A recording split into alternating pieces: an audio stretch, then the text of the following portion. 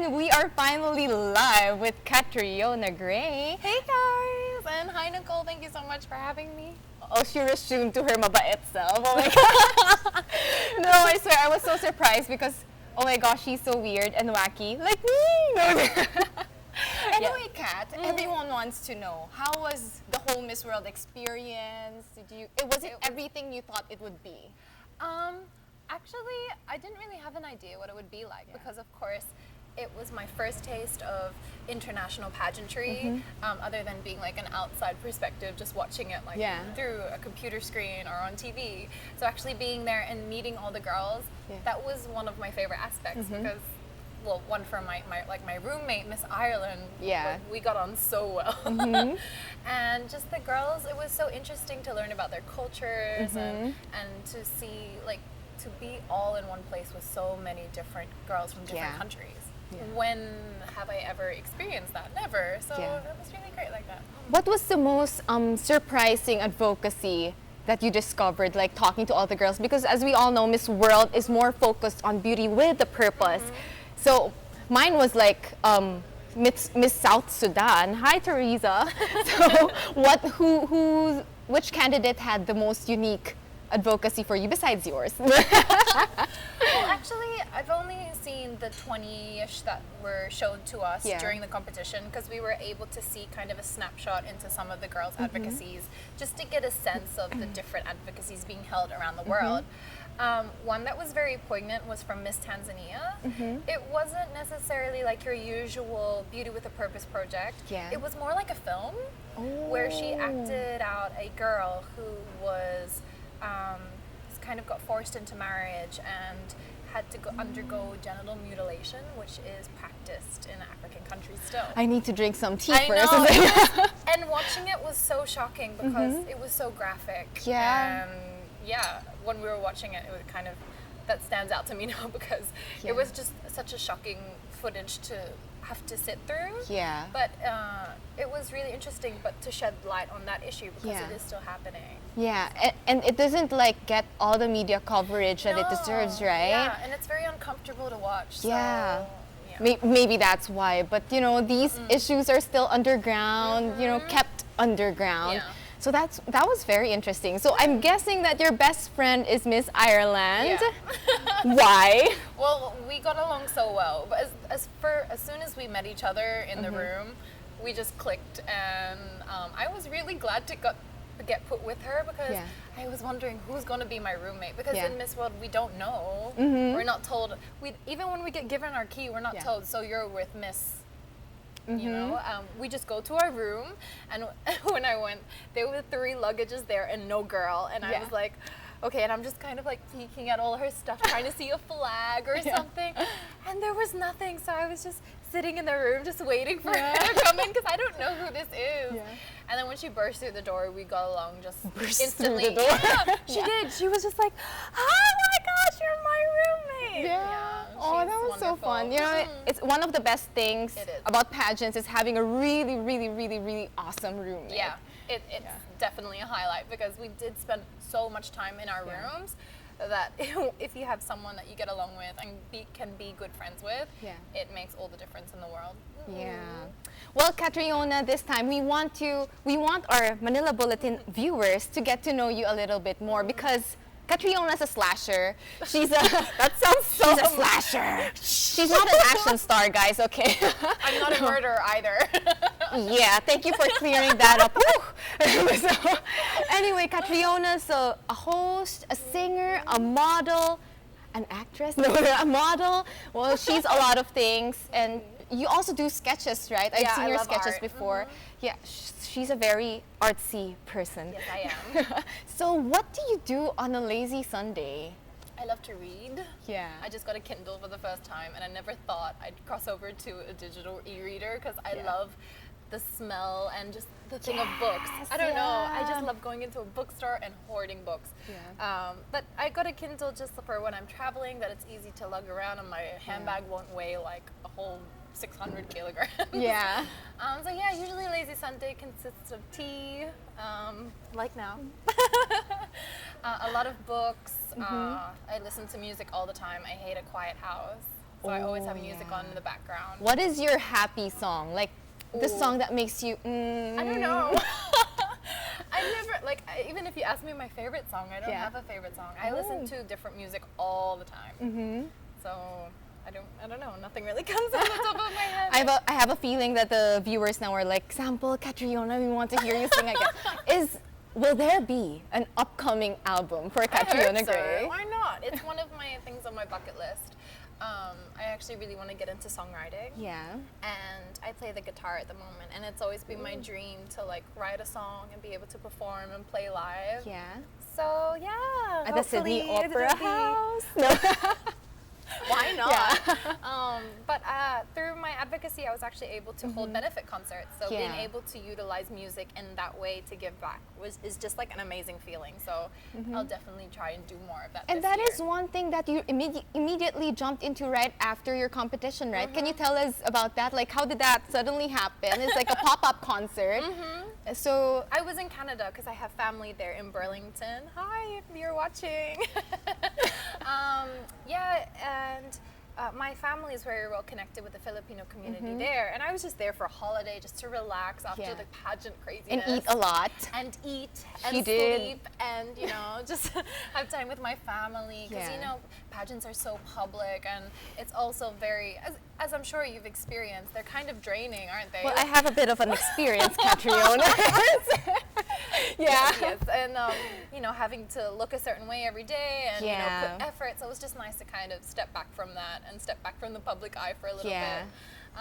But yeah, just talking with my family, I was just saying, oh, I can't wait to go back to the Philippines and go to my charity again and kind of share this with them. And then my family was like, oh, well, you know, we know a Filipino association here. Maybe we can organize a fundraiser. And I'm like, oh, great, let's do a concert. Yeah. So I don't know, just by knowing people, we worked out like how to put it up in such a short amount of time. We had about 3 weeks, and yeah, we were able to hold a very successful concert. Everyone had a wonderful time. I had so much fun, and yeah, the people that I met there, it was also great to show them about the advocacy. Yeah. It's like yours actually in Tondo, Manila, right? Exactly. So I was like, this is another aspect of how you can help within the community of Tondo. Yeah, exactly. So I was able to show them my videos and things that I created from Tondo about my advocacy. And to have people come up to me and say like, wow, you know, I haven't been in the Philippines since the 80s, and to see that that situation's still ongoing, my heart really goes out to those kids. How can I help? And there was just such an outreach from the people there, from the community there. So it was wonderful that I could just do that small part in raising the awareness and to raise funds at the same time. And they were saying, when are you coming back and doing another concert? Or we want to help more. So it was so wonderful. And that's what I always wanted to do since the beginning, since before starting the pageant. So it's nice to just continue that. Yeah, and you really extended the cry for help from the Philippines to all over the world, right? So what, you've always emphasized joining pageants as something beyond the crown. And you've really, really, really achieved it this time. But then there's the looming question. Are you considering joining Binibining Pilipinas anytime soon? I am considering it. Everyone is so excited about it, but I'm really just asking people to wait muna. Let me complete my reign, because I do want to hold true to my word and being Miss World Philippines. I do want to complete my reign and do everything that I set out to do. So yeah, it might be there. Might be, and it's a probably. But like, of course, we all know that there's a certain mold for each crown, because there's a certain advocacy connected to each crown. So how do you think would you transform yourself to be fit to become Miss Universe? Universe talaga. I said that. Official now. Yeah. I don't know, I think it would have a large aspect in me kind of evolving as a person, because I do believe I'm in that time of a woman's life where I'm kind of blooming. Yeah. Would you say that? Haven't you already? I know, but I still feel like I have so much more to grow into, because I just turned 23. Yeah. And I'm someone that just loves to learn and evolve, so I'm sure that if ever, that will... Wink, wink. I think I would be more mature and more of a woman by then. Yeah. But other than that, I do understand that the advocacy of universe is HIV and AIDS awareness and fundraising for that cause. But I don't see any reason why I can't continue different advocacies, such as my one in Tondo, because I'm not exclusive to that charity. Yeah. I do think that, whatever platform that I could possibly access to help a number of charities, because we do have so many deserving causes here in the Philippines. Yes, definitely. And charities that are doing such amazing work. So, Yeah, you can dip your toes into every advocacy you can find. Yeah. I mean, I think it's not necessarily a given responsibility for a beauty queen, but they do have that opportunity. So why not take the motivation and take that platform to use it for better? Yeah, definitely. So, Kat, we're talking about all these big projects, big vision, and just two queens having tea, subtle. But Where's that crap?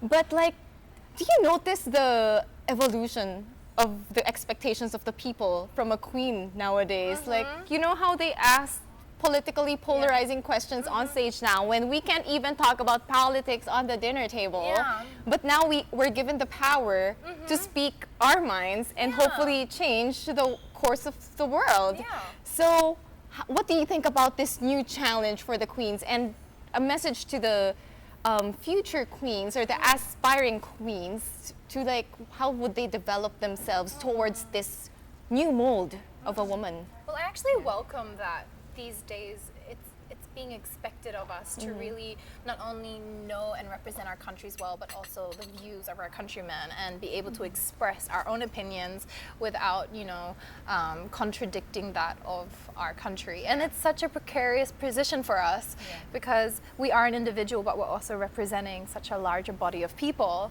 But I welcome it because it really pushes us and motivates us to be women of substance, because beauty queens, much like models, which I've experienced for a couple of years, we're seen as only our image sometimes by some people, and that is kind of where the beauty industry and the beauty pageant industry kind of started off. But it's so nice to see it progressing and evolutionizing in such a way that more is expected of us. In a way, it does kind of put pressure on us, I think. I mean, you've got to agree, right? Definitely. I had to study every current event that's happening in every country. So, but it's nice, as an individual, not only a beauty queen, to be aware of what's happening in the world. So I don't think we're just doing it as beauty queens, but I mean to be well-rounded people as well. Definitely.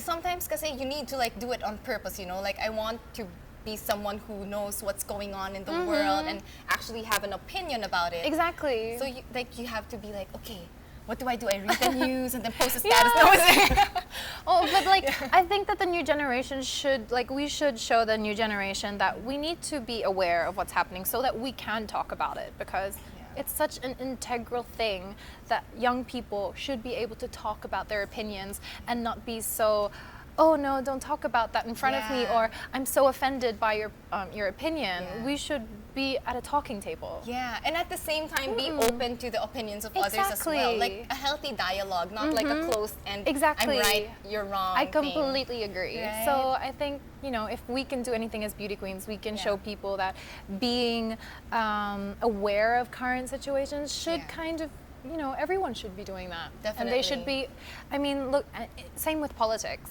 If people can talk about their opinions and be able, because it's something that creates a relationship. It's a two-way dialogue, right? It's a two-way street. So if you can talk with your friend or foe or whatever about your opinion and just be able to express yourself, I think that's healthy. Yeah, definitely. And make more friends along the way, guys, not enemies. Yeah. But it also expands your mind as an individual. Yeah, definitely. And that's when change actually happens. I agree. This is becoming a serious I know. conversation over tea. But Kat, we have a very special mentor. Hi, Tito Nad Bronze. Hi, Tito Nad. Who always sacrifices his weekends to conduct the Q&A training with us girls. Yes. What is your favorite question that Tito Nad has thrown at you, and how would you want to answer it, if ever? My favorite question is a simple one. It's not necessarily a difficult one, and it's what is the relevance of beauty pageants today? Because I think to the larger audience, some people don't see the relevance yet, or they still see it as what it used to be, just a parading of beauties, you know. But in this day and age, when we have such a platform to, like what we were just talking about, voice our opinions and what we're passionate about and what our views are, it not only categorizes us as an individual, but it allows people to see, okay, that person is taking a stand for what they believe in, or they are comfortable expressing what they believe and what they value. So yeah, that's my favorite question, because it also, as a beauty queen, you need to define that for yourself. Definitely. Why are you here? What is the relevance to you that you are in this particular pageant? Yes, and you need to stay strong and stick with Your convictions. It's true. And be brave to admit, and humble enough to admit if the facts change. Yeah, exactly. Which makes you human, I Yeah, think. Because we're in such a fast-paced, changing world. Yeah. And yeah. Of misinformation. No, just kidding. Oh God, okay. Anyway, so let's make it lighter now, guys. Okay, Kat, I've been following you on Instagram for how many years now?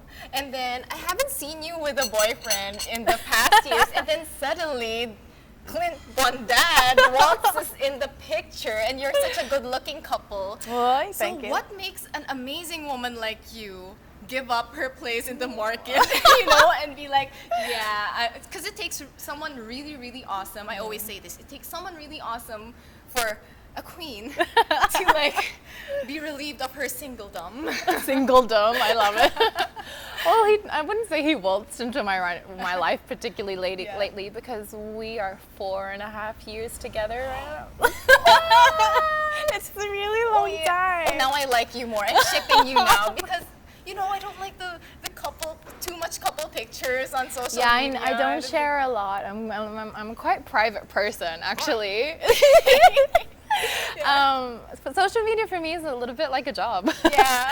I don't like sharing my life too much, because I think there should be that boundary, but you know, with social media, that boundary gets smaller and smaller. But so I've been with Clint now for 4.5 years. I suppose what makes him particularly special is he loved me before I was a queen. Oh yeah. So yeah, he's been there with me through thick and thin. We met when we were 18, so you know, I've grown a lot since then, and so has he, and we were together through a lot of challenges and things, and we've withstood it all together. So he's very supportive of me ever since. Yeah. So I'm really appreciative and that's of really that. important, though. It is. Like especially for beauty queens, when we would actually finish training like 12:30 a.m. and then devote all our time towards the preparation of our pageant. Right? And I think being a woman in this day and age, when we're very aspirational and there's so much we want to do, I think it's important to find a partner who like doesn't hold you back and say, no, I don't want you traveling there because I don't want to be away from you. You know what I mean? Or I miss you too much. Exactly. You have to stay with me. Oh, girl. I think it's so important in any relationship that there's that kind of understanding. Like, if you have a dream, I want to help you in every way that I can pursue that dream. Yeah. And that's something that in my relationship has been really integral. That's amazing, 4.5 years.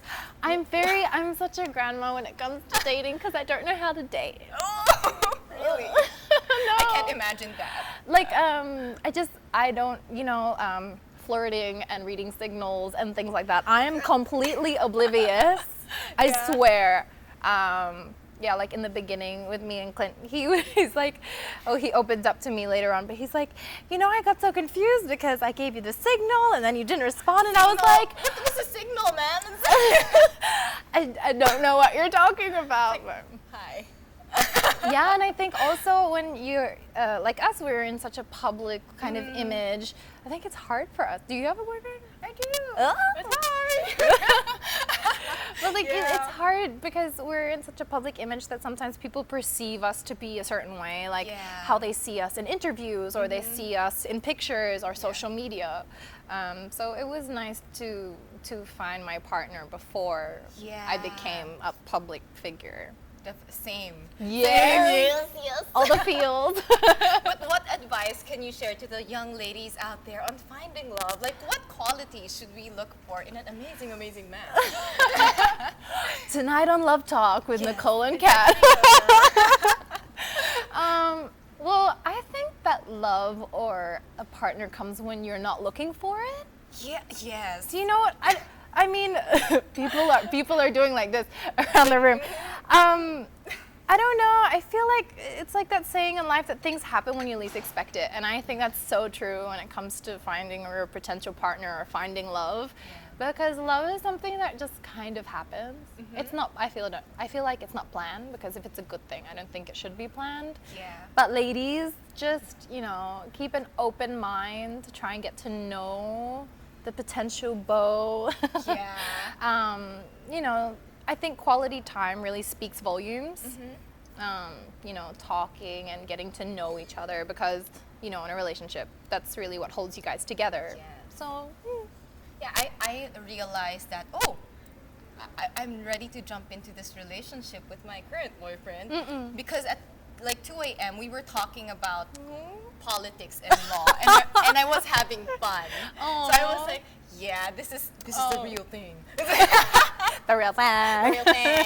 So we have Sweet. realizations like that, you know? Yeah, and Weird it just realizations. happens, right? Yeah, I totally wasn't looking as well, but then, or maybe we're just too dense with the signals. Remember? Yeah. No, I wasn't looking either. It's like, But yeah, it just happened. But what's funny? I'll tell you cuento. Yeah. We met at a casting together. So our first kiss is on a TVC. Oh. And what was that like? It was like, I wouldn't, at a casting like that, I usually be like, no, I don't want any of that. Because I knew the script of the TVC. It's like a turn of camera. It's the smart TVC. Oh my god. Yeah, so it's like a turn of an eye, and it becomes an iPad. Yeah. Yeah, I love that TVC. Okay. Yeah. Hi, So- smart family. Hi. Thanks for putting me and my boyfriend together. So yeah, that's how we met. So I wanted to ask the caster for the casting video because it was awkward. I was like, but it's good relationship memorabilia. No, it'll be good for your wedding AVP. Yeah. Okay. Oh my gosh, my heart is like, it's so killing. Killing feels. So yeah, that's all the time that we have for today for the 20-minute breather for all the news. So this is a light chit chat and tea party with Nicole and Catriona. I hope you guys enjoyed that our show. So we'll see you again. Bye. Hi guys. Thanks, Kat. Thank you so much.